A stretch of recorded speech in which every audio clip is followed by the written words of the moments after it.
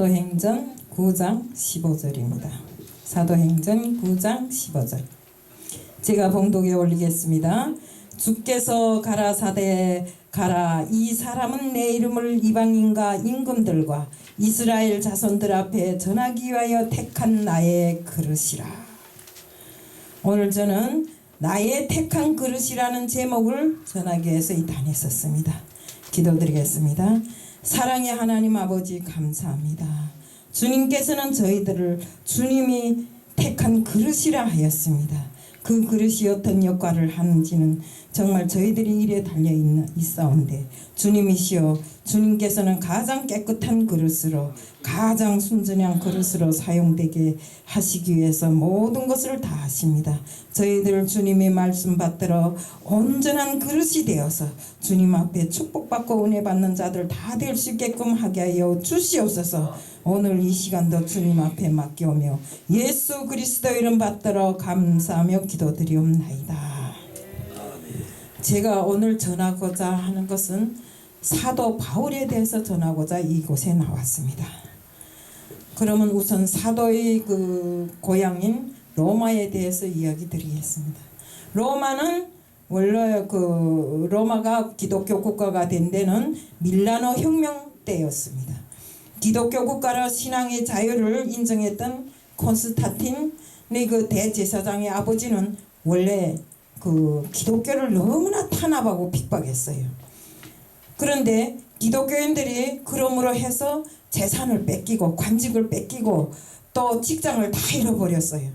근데 그 콘스탄틴 대제의 아버지가 이 국정을 운영할 때 보니까 자기 신하들이 기독교를 믿는 사람들이 너무나 많은 것입니다.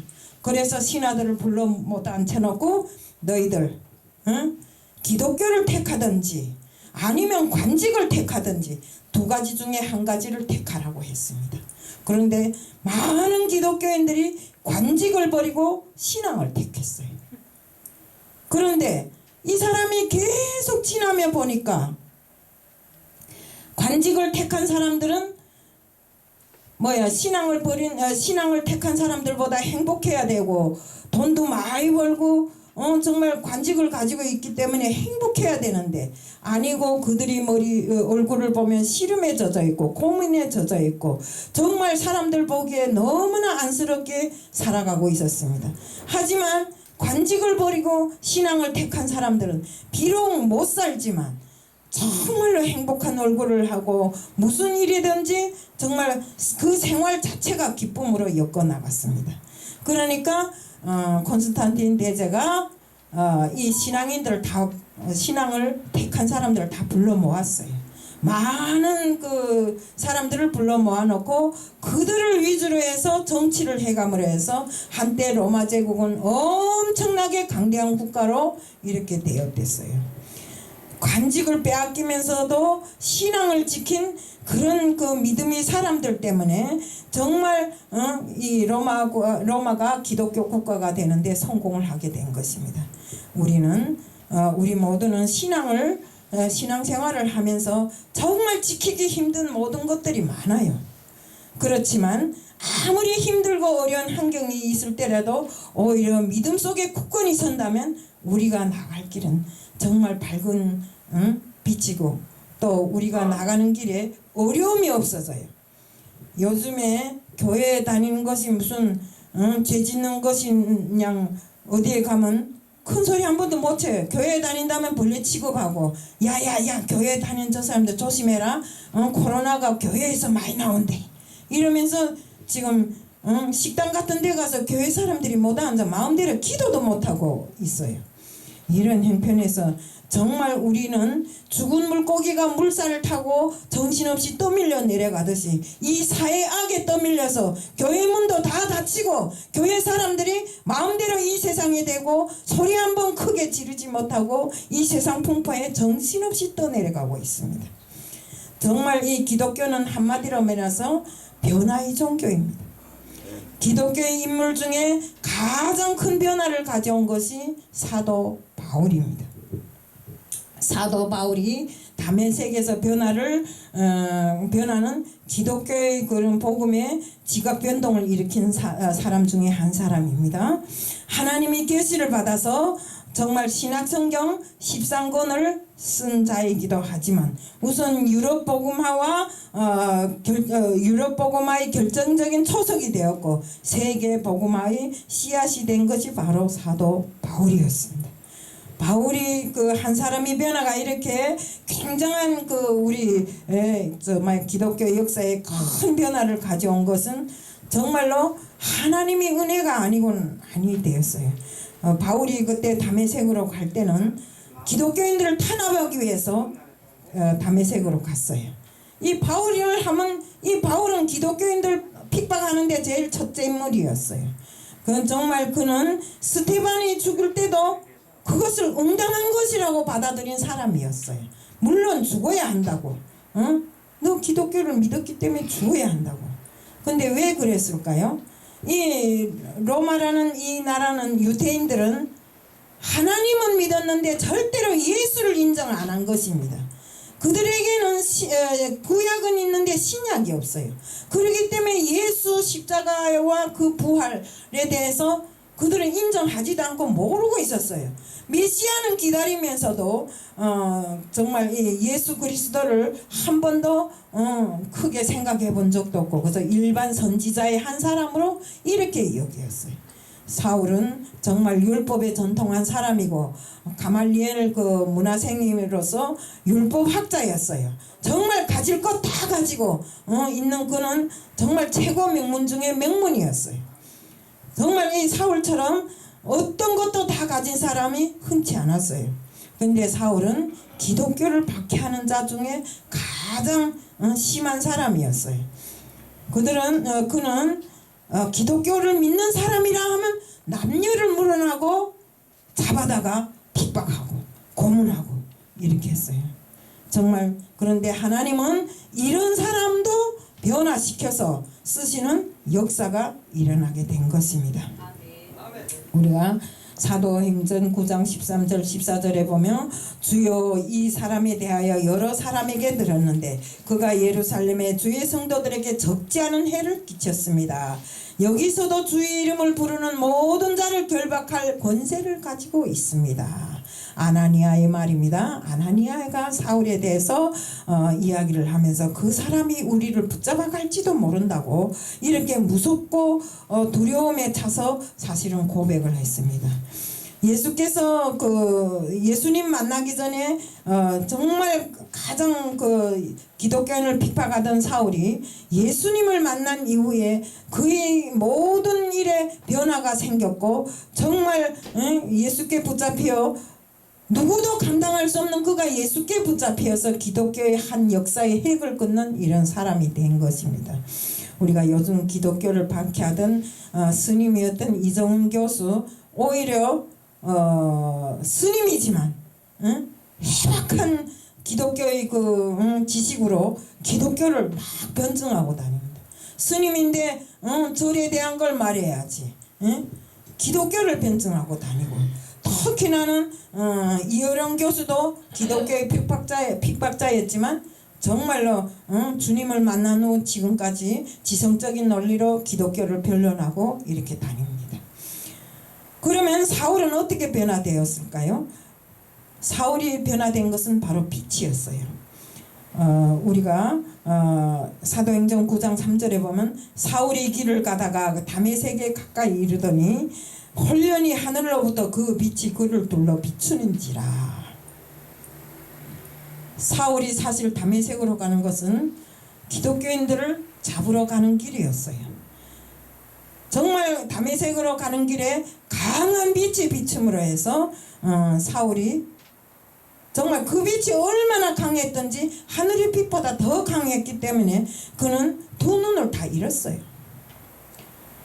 정말 인생을 쉽게 살았다고 해야 할까요? 우리 말로 하면 쉽게 살았죠. 가질 거 다 가진 사람이 정말로 뭐가 부족해서 내가 기독교를 믿겠는가 하는 그런 말까지 나올 쯤한 사람인데 솔직한 말로 하나님께서 이런 사람을 붙잡아서 하나님이 택한 그릇이라고 이렇게 하면서 그를 사용하게 된 것입니다.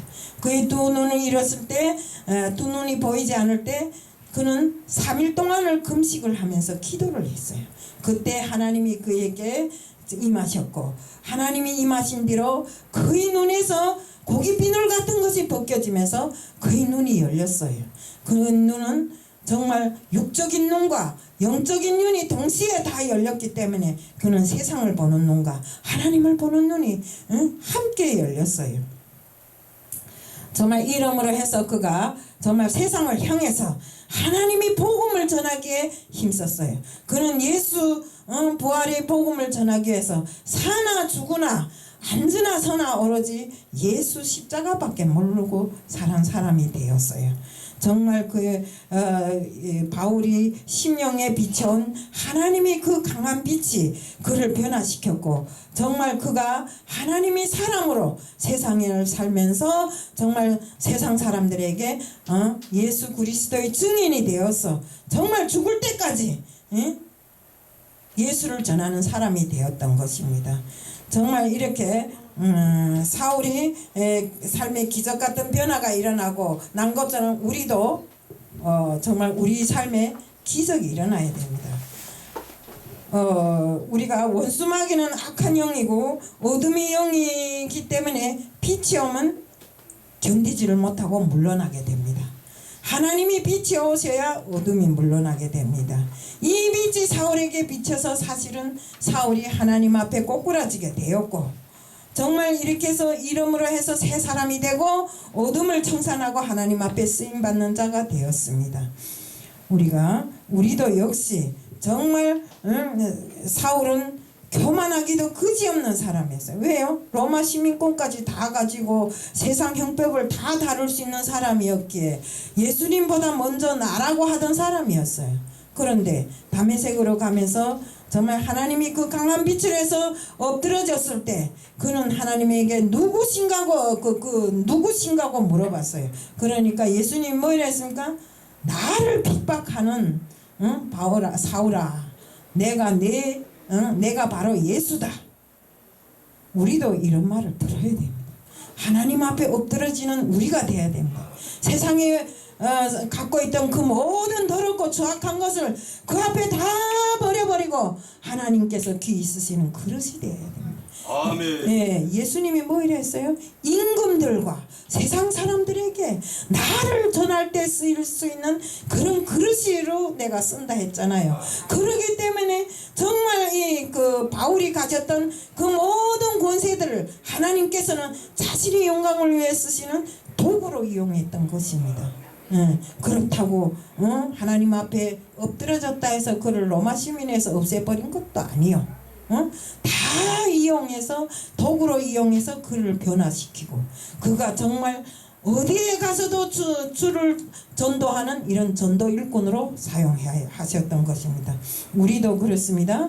예수님이 뜻 안에 살면서 오로지 우리의 모든 것이 다 예수님의 것으로 내 자랑을 하고 살았다면 이제는 예수님을 자랑해야 되고 내 지식을 절대로 자랑할 필요가 없어요. 나는 뭐 대학을 몇 개 졸업하고 무속을 배우고 무슨 박사고 무슨 학사고 필요 없어요. 우리는 그저 예수님 알기에 힘쓰고 애쓰는 자들 돼야 됩니다. 그리고 로마 시민권을 자랑하던 바울은 천국 시민권을 자랑하고 다녔잖아요. 우리가 아무리 고층 건물 좋은 집에 살면 뭘 한단 말입니까? 우리에게 열려진 이 정말 천국 시민권을 우리는 귀히 여기고 이것을 보존하기 위해서 노력해야 됩니다. 저는 정말 목회 생활을 오래는 못했어요. 안수를 받은 지 얼마 안 되기 때문에. 그런데 어디에 가면 사람들이 업신여기고 그러더라고요. 내 신앙생활 몇 년인지 아는 거고 40년 됐다 45년 됐다 하는데 신앙생활 40년 45년이 중요한 것이 아니고 목회생활 40년 50년이 중요한 것이 아닙니다. 오늘 이 시간이 중요한 것입니다. 오늘 이 시간에 내가 주님 앞에 엎드려져서 정말 내게 있는 모든 것을 주님 앞에 바칠 수 있는 우리들이 돼야 된다 이겁니다. 우리가 주님 앞에 쓰임을 받고 주님께서 인정하는 깨끗한 그릇이 되어서 오직 주님 땅에서 세계 복음화에 앞장에선 우리들 정말 세계 땅끝까지 복음을 전하라고 했으면 그 복음을 전하는 우리들이 돼야 된다는 것입니다. 오늘 여기에 왜 오셨습니까? 복음 전하기에 왔잖아요. 우리가 지금 두 발로 뛰어서 세계 땅끝까지 가지는 못하더라도 이 자리에서 복음을 전하는 우리들이 입술이 되고 우리들이 마음이 되어야 된다 이겁니다. 네.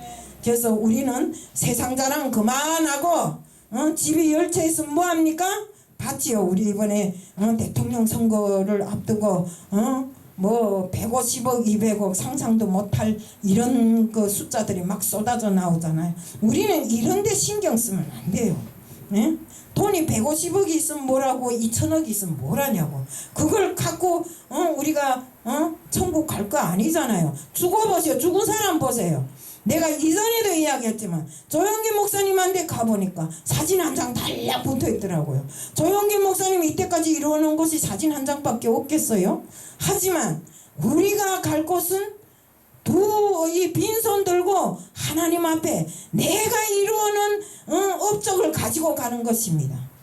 우리의 영이 가장 깨끗한 영이 되어서 주님이 들어쓰시는 그릇이 되어서 인생을 살다가 주님 앞에 가는 것이 우리의 임무인 것입니다.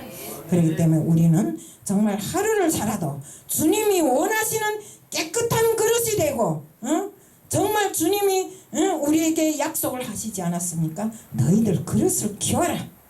흔들어 넘치도록 내가 너희들에게 줄 것이라고 하지 않았습니까? 우리는 주님이 흔들어 넘치도록 주시는 그 모든 것을 받기 위해서라도 그릇을 키워야 됩니다. 그래서 우리가 정말 흔들리지 않는 신앙의 뿌리를 가지고 나를 위한 삶이 중심이 하나님을 위한 삶이 중심이 되고 정말 나를 위하던 모든 삶이 정말 예수를 위한 삶이 되어서 정말 이 땅에서 가는 날까지 정말 꽉꽉 들어찬 그리스도의 분량을 가지고 가는 우리들 모두가 되자는 것을 말씀드리면서 오늘 말씀을 마칩니다. 찬양 한 곡 부르겠습니다. 우리